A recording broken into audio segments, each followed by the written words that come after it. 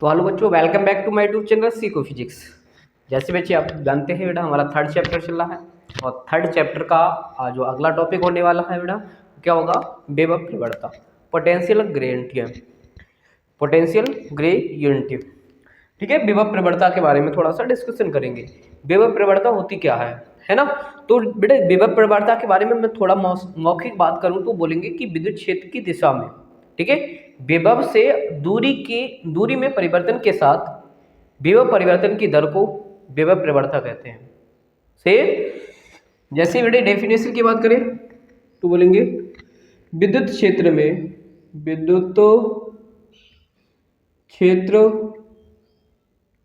में आवेश से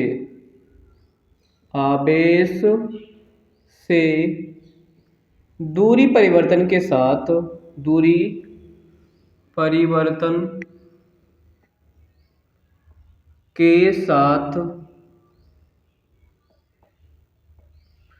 विभव परिवर्तन की दर को विभव परिवर्तन की दर को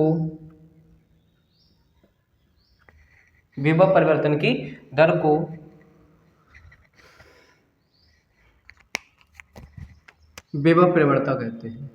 विभव प्रवणता कहते हैं, विभव प्रवणता कहते हैं। आई होप बात समझ आ गई हो बेटे। फिर से मैं एक बार रिपीट करता हूँ बेटा इसी चीज को। बोलेंगे विद्युत क्षेत्र में आवेश से दूरी परिवर्तन के साथ विभव परिवर्तन की दर को क्या बोलेंगे? विभव प्रवणता कहते हैं। तो बेटे विभव प्रवणता कहते हैं। अब ये कैसी राशि है? राशि कैसी है? तो बेटे मैं बात करूं तो यह है एक सदिश राशि होती है। यह एक सदिश राशि है। यह एक सदिश राशि होती है बेटा। कैसी राशि? विभव प्रवणता कैसी राशि है? एक सदिश राशि है बेटे। इसे प्रदर्शित कैसे करते हैं? इसे dv बटेगा dx से प्रदर्शित करते हैं। किसे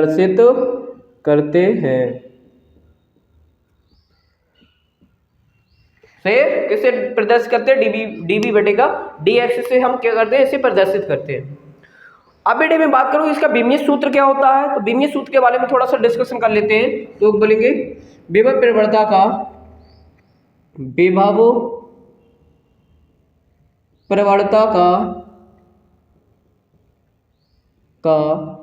विमीय सूत्र बराबर क्या होने वाला है बेटा?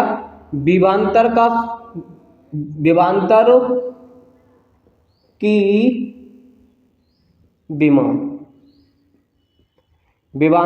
विमा बटे के दूरी की विमा।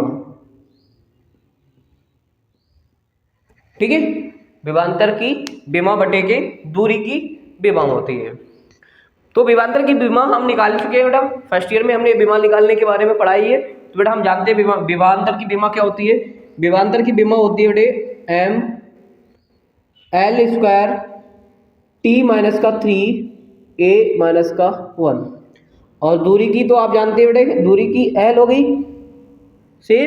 तो बेटा मैं l को अगर ऊपर लेके जाऊं, ये जो l है बेटे, अब मैं इसके ऊपर l है, l के ऊपर एक मान ली, अभी कुछ भी शो नहीं है ना, l के ऊपर कोई पावर नहीं है तो हम मान लेंगे एक मान ली जाती है। ठीक है, अब ये पावर को मैं एक को ऊपर लेके जाऊंगा तो प्लस की ऊपर जाएगी, किसकी हो जाएगी? माइनस की हो जाएगी। तो बेटे जब ऊपर जाएगी ये तो माइनस की हो जाने वाली है। तो m l square t minus का 3 और a माइनस का 1, और ये l ऊपर आएगा तो बेटा माइनस का 1 हो जाएगी पावर इसकी। अब बेटा माइनस पावर 2 है प्लस की, और माइनस का 1 है तो 2 में से 1 चली जाएगी तो क्या बचेगी? 1 प्लस की। तो m l t माइनस का और a माइनस का 1। अब देखो एक पावर बचेगी तो उसे तो शो करते नहीं है हम, तो फिर बेटा बीमा बनेगी आगे विभव प्रवणता का विमीय सूत्र जो होगा वो ये बनने वाला है। सही है, तो लिखेंगे विभव प्रवणता का विमीय सूत्र, विमीय सूत्र ये होने वाला है बेटे। से आई होप कि शेरनी आपको समझ में आ रही होगी मेरी बात। तो ये इसका हो गया वेबर प्रवणता का विमीय सूत्र हो गया। ठीक है, समझ में आई बात। आगे चलते हैं बेटे। अब देखिए बेटे हम क्या करेंगे, अब एक बार मैं फिर से रिपीट कर दे रहा हूँ इसी चीज के लिए। ठीक है, दोबारा से मैं रिपीट करता हूँ, मौखिक समझो आप ध्यान से, बोर्ड पे मत दो, मेरी बात को ध्यान से सुनो। आप क्या बोलेंगे कि किस विद्युत क्षेत्र में, ठीक है, विद्युत क्षेत्र में आवेश से दूरी परिवर्तन के साथ, विद्युत क्षेत्र की दिशा में, ठीक है, विद्युत क्षेत्र की दिशा में आवेश से दूरी परिवर्तन के साथ विभव परिवर्तन की दर को क्या बोलते हैं बेटे? विभव परिवर्तन की दर को विभव प्रवणता कहते हैं। ये कैसी राशि होती है बेटे? तो मैं बात करूं, ये होती है सदिश राशि। ठीक है, इसे डिनोट किससे करते हैं? तो डीबी बटे का डीएक्स से प्रदर्शित करते हैं। ठीक, अब इसका विमीय सूत्र क्या होता है? तो बेटे विमीय सूत्र की मैं बात करूं तो विमीय सूत्र जो होता है इसका विभवांतर की विमा बटे का दूरी की विमा। ठीक है, तो दूरी विभवांतर का विमा क्या होगी? ये है दूरी की विमा, ये एल है। इसी को सॉल्यूशन करते हैं तो बेटा विभव प्रवणता का जो विमीय सूत्र निकल के आता है वो आता है एम एल टी माइनस का 3 ए माइनस का 1 आता है। सी अयो बात समझ में आई होगी बेटे। आगे मैं बात करूं इसकी, आप पढ़ेंगे बेटे, हम क्या पढ़ेंगे? विभव प्रवणता, विभव प्रवणता तथा विद्युत क्षेत्र में संबंध, विद्युत क्षेत्र, विद्युत क्षेत्र में संबंध। ओके, ये पढ़ना है बेटे हमें अब। ठीक है ना?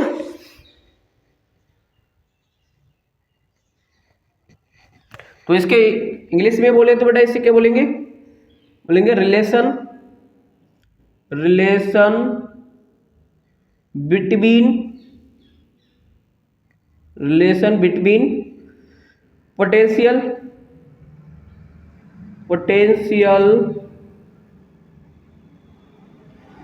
ग्रेडियंट एंड इलेक्ट्रिक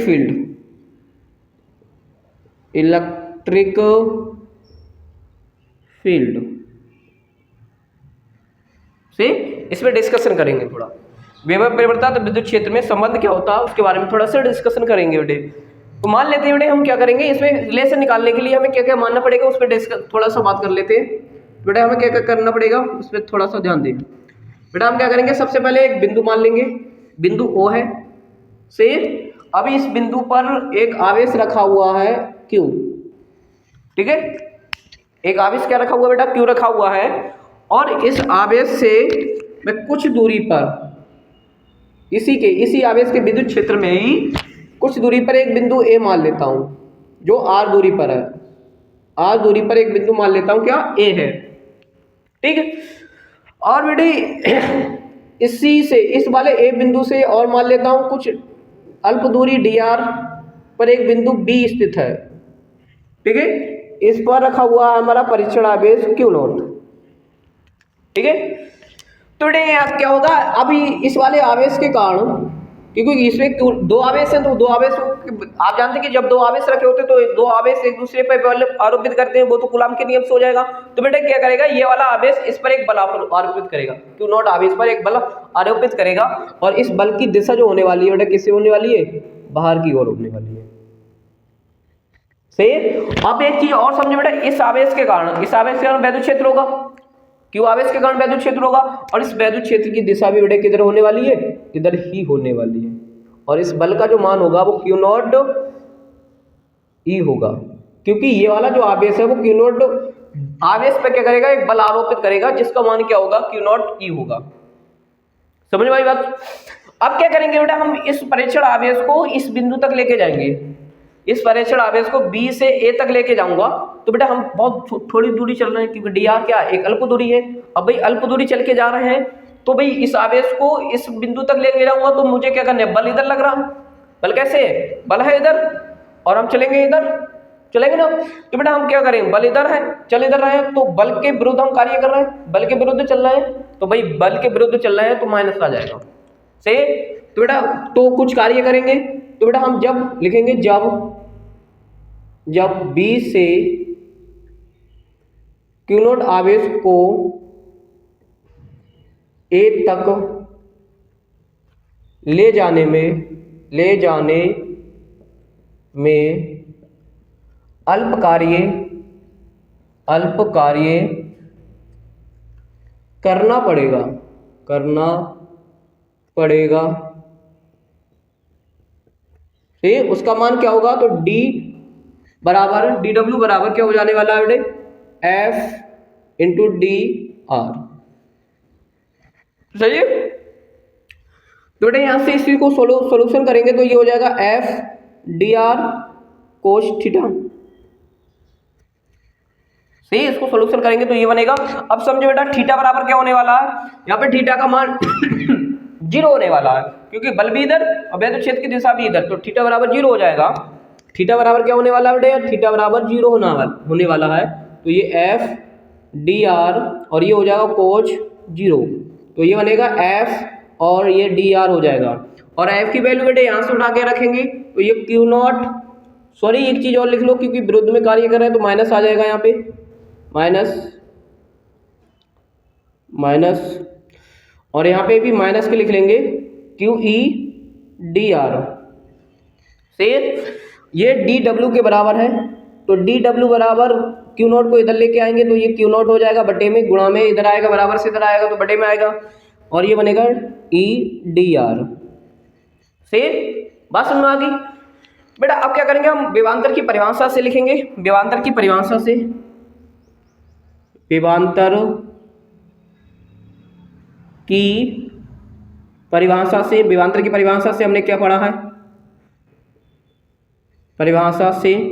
हमने विभवांतर की परिभाषा से पढ़ा है बेटा, डी बी बराबर डी डब्ल्यू बटे का क्यू नोट होता है, पढ़ा है बेटे हमने। तो ये जो विभवांतर हमने विभव और विभवांतर के बारे में पढ़ाया था बेटा, ये फार्मूला निकाल के लेके आए थे, मतलब बी बराबर डब्ल्यू बटे का क्यू नोट।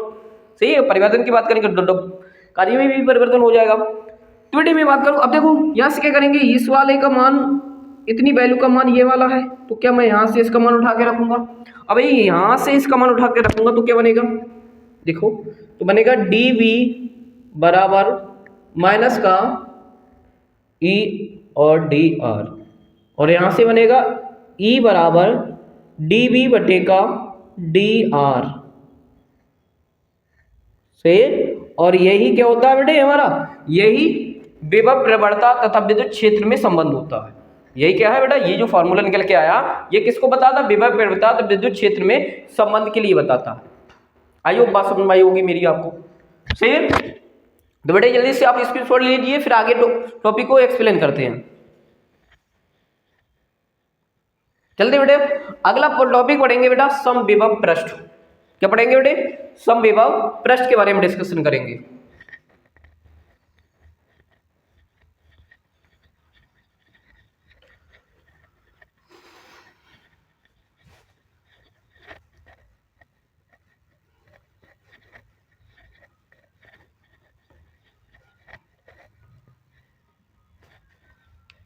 समविभव पृष्ठ हेडिंग डालेंगे बेटे, समविभव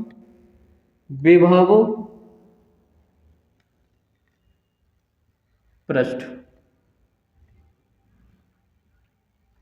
समविभव पृष्ठ इंग्लिश में बोले तो बेटे इक्विपोटेंशियल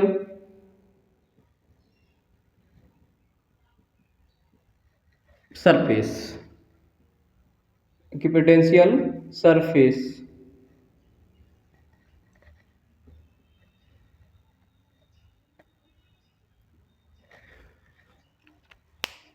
समझो बेटे समविभव पृष्ठ क्या होता है। से मैं एग्जाम्पल्स लेके करता हूं बेटे। मान लेता हूं बेटे एक बैटरी है मेरे पास,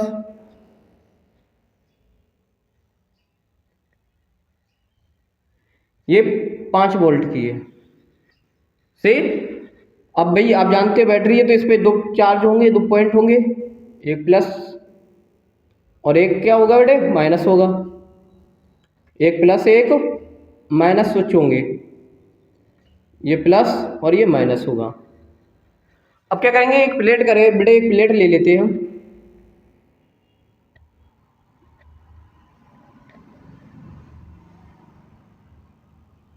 अरे बन जा यार।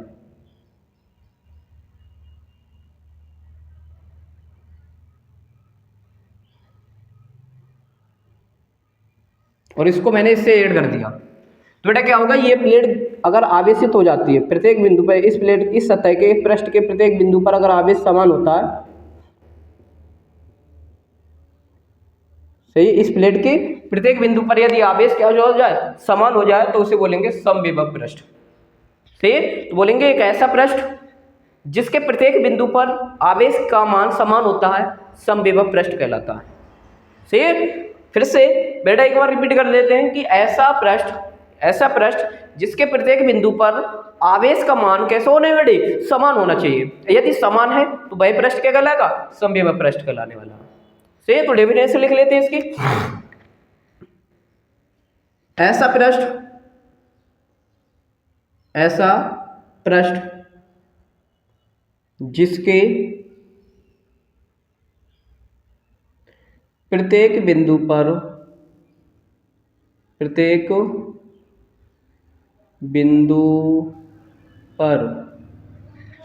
आवेश का मान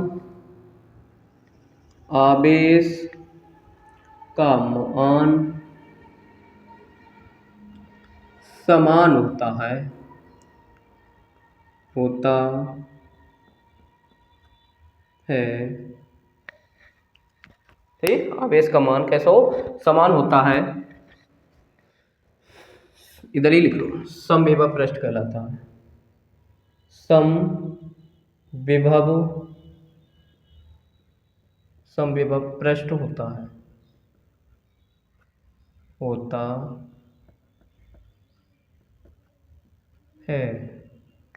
समविभव पृष्ठ होता है। ठीक है, अगर एक एग्जाम्पल सॉल्व ले लेते हैं, एक एग्जाम्पल सॉल्व ले लेते हैं, उसके थ्रू समझने की थोड़ा सा कोशिश करेंगे। एक आवेश रखा हुआ है, बिंदु आवेश है। अब बेटा क्या करेंगे, हम इसके चारों ओर क्या कर लेते हैं, एक गोला ले लेते हैं। सही, अब भाई गोला है ये, इसके चारों ओर मतलब एकदम चारों ओर,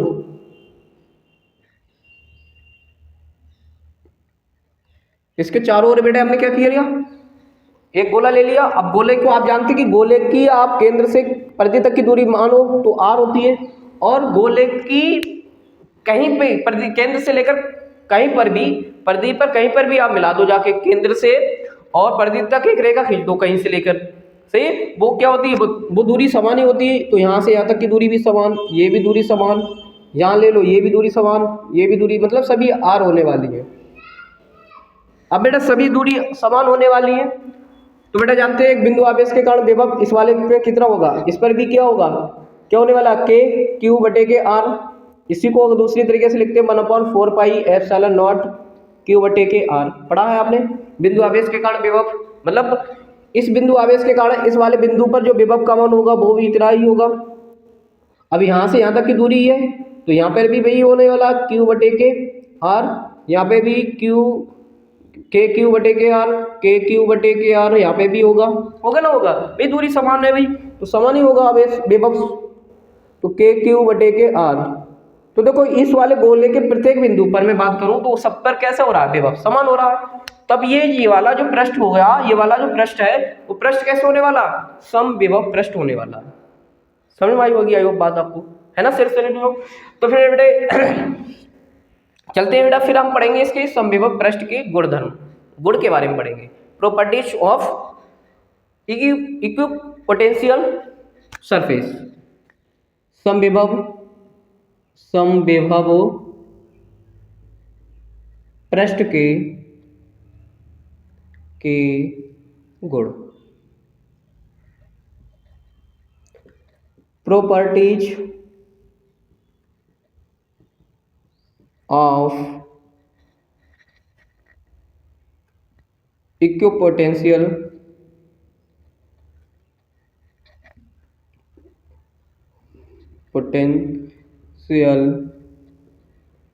सरफेस, इक्विपोटेंशियल सरफेस।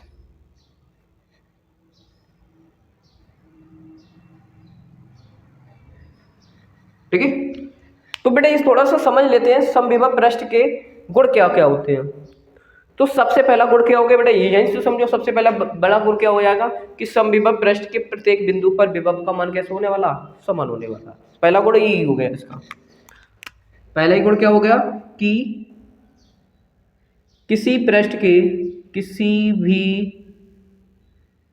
समविभव पृष्ठ के, समविभव पृष्ठ के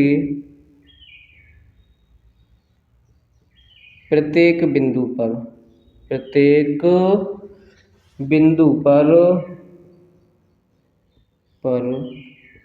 विभव का मान समान होता है, समान होता है।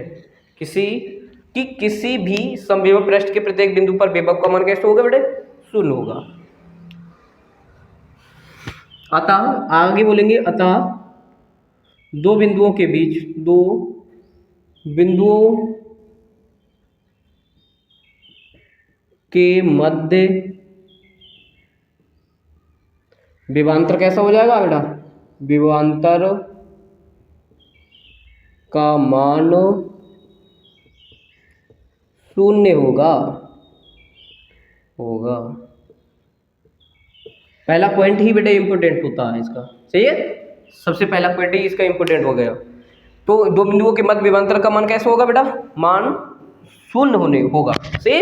अगले पॉइंट में बात करूंगा, अगले पॉइंट की बात करूं, जब किसी समविभव पृष्ठ के, समविभव पृष्ठ के एक बिंदु से, एक बिंदु से दूसरे बिंदु तक, दूसरे बिंदु तक आवेश को ले जाने पर, आवेश को ले जाने पर ठीक है, ले जाने पर किया गया कार्य का मान कैसा होगा बेटा, शून्य होगा। क्योंकि इन दोनों बिंदुओं के बीच विभवांतर का जो मान है बेटा कैसा है, शून्य है। शून्य है तो बेटा क्या होगा, कार्य होगा, वो कार्य भी क्या सा होगा, शून्य होने वाला है, का मान शून्य होगा। सही, आइयो बात समझ में आएगी हो। जैसे मैं बात करूँ, इसकी बात कर लेता हूँ बेटे। मान लिया यहाँ पे कोई आवेश रखा हुआ है मेरे, ये कोई आवेश रखा है, ये वाला। इस आवेश को मैं इस वाले पृष्ठ तक लेके जाऊँ, इस बिंदु तक लेके जाऊंगा। तो बेटे मैं इस आवेश को यहाँ से डट किया, इस तरीके से लेके गया मैं, और इस तक ले आया मैं, इस वाले बिंदु तक लेके आया। तो बेटा मैंने आवेश को लेके गए हैं, तो बेटा हमें कुछ तो कार्य करना पड़ा होगा। अब वो जो कार्य कर रहा होगा, उस कार्य का मान कैसे होने वाला है, शून्य होने वाला है। ठीक, आगे चलते हैं बेटे। आगे पॉइंट की मैं बात करूं बेटे, क्या होगा, दूसरा है, अब हमने जो कहा ना, जो कार्य होगा वो शून्य होगा, यही तो कहा मैंने, ये कार्य जो होगा वो शून्य होगा। ठीक है, थोड़ी सी बात समझेंगे बेटे, कैसे होगा शून्य। शून्य कब होगा, कंडीशन ये है कि मान लीजिए ये है आवेश और इस तरीके से है मेरा पृष्ठ, सही। तो बेटे अगर विद्युत क्षेत्र इधर है, सही, और आवेश को मैं इसके लंबवत लेके जाता हूं, मतलब विद्युत क्षेत्र की दिशा इधर है और मैं आवेश को इधर लेके जाता हूं, ठीक है, ऊपर की तरफ, मतलब उसके लंबवत लेके जाऊं। विद्युत क्षेत्र है, उसके लंबवत अगर मैं आवेश को गति करा के लेके जाता हूं, तो बेटे कार्य का जो मान होने वाला है तभी शून्य होगा। सही, तो अगली कंडीशन है, क्या कंडीशन बनती है अगली,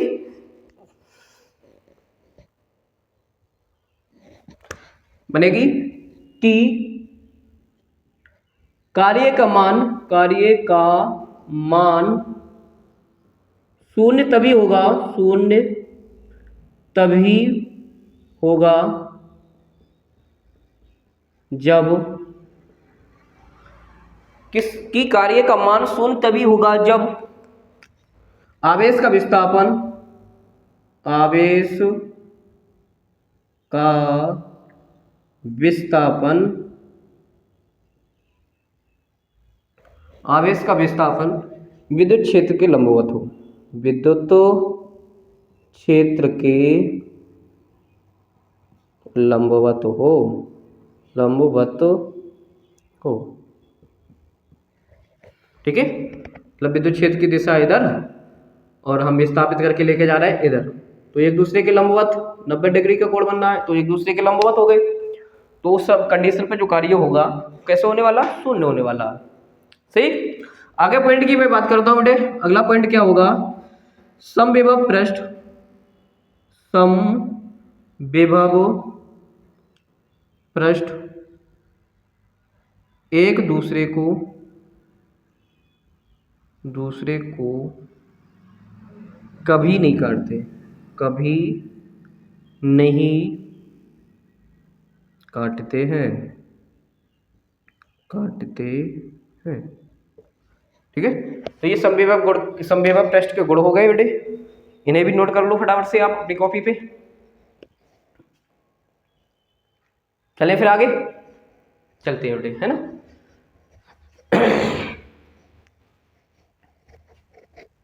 अब पढ़ेंगे बेटे समविभव पृष्ठ के प्रकार, ठीक है, टाइप्स ऑफ या काइंड्स ऑफ इक्विपोटेंशियल सरफेस।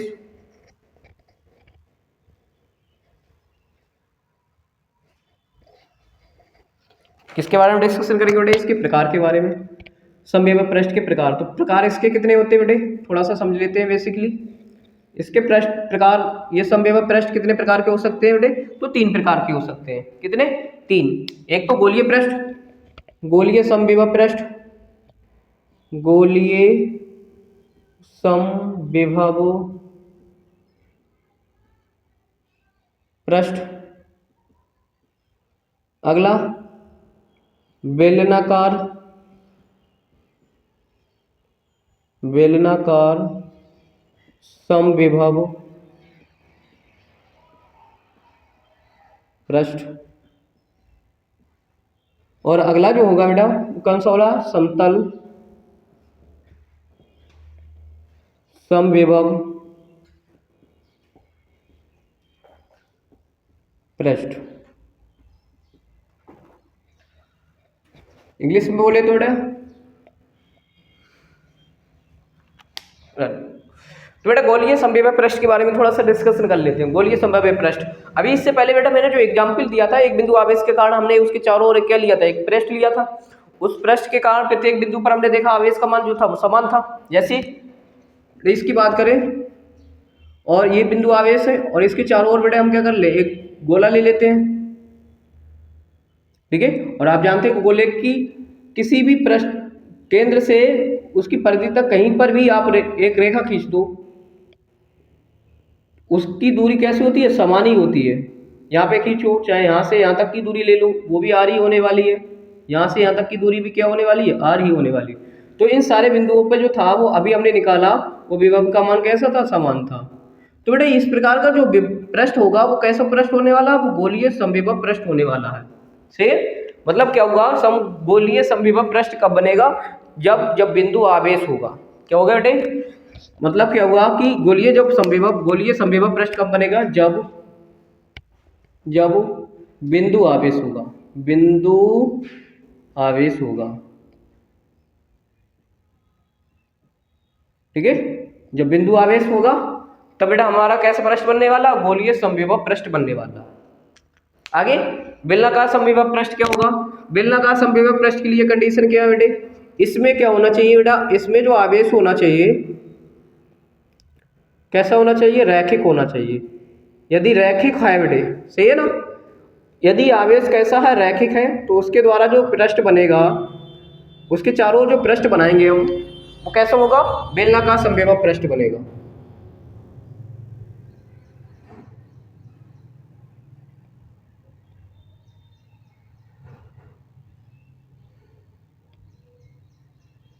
से इस तरीके से। ये जरूरी नहीं बेटा एक ही पृष्ठ बनेगा, बहुत सारे पृष्ठ बन सकते हैं। से एक और ले लो आप।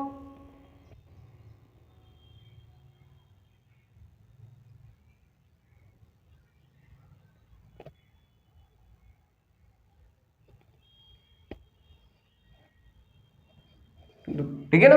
अब देखो हमने एक आपको गुण के बारे में लिखा है, समविभव पृष्ठ के गुण लिखाया था। हमने कहा कि समविभव पृष्ठ एक दूसरे को कभी भी नहीं काटते हैं। तो बेटा ये दोनों एक दूसरे को कभी नहीं काटते। तो एक समविभव पृष्ठ ये वाला बनाया मैंने और एक ये बड़ा वाला बनाया। अभी तो लग रहा है कि कट रहा है, ठीक है। ये 2D पिक्चर्स है बेटे, 3D पिक्चर्स में देखेंगे तो बेटा नहीं कटेगा, ठीक है। तो ये हो गया मेरा बेलनाकार समविभव पृष्ठ। तो बेलनाकार समविभव पृष्ठ कब बनेगा? जब आवेश कैसा हो बेटा? रैखिक हो। जब आवेश कैसा हो? रैखिक होता है, रैखिक हो। यदि रैखिक है आवेश तो जो पृष्ठ बनेगा वो बेलनाकार समविभव पृष्ठ बनेगा, ठीक।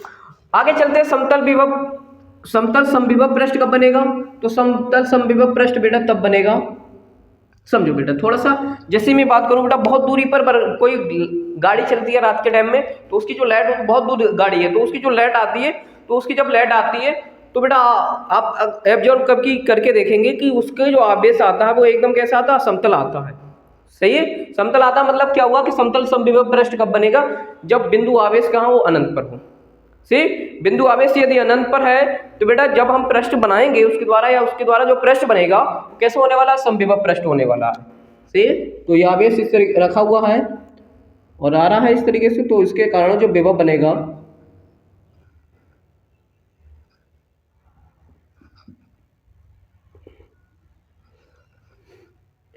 तो ये उसके कारण जो पृष्ठ बन रहे होंगे वो इस तरीके से बन रहे होंगे, समतल।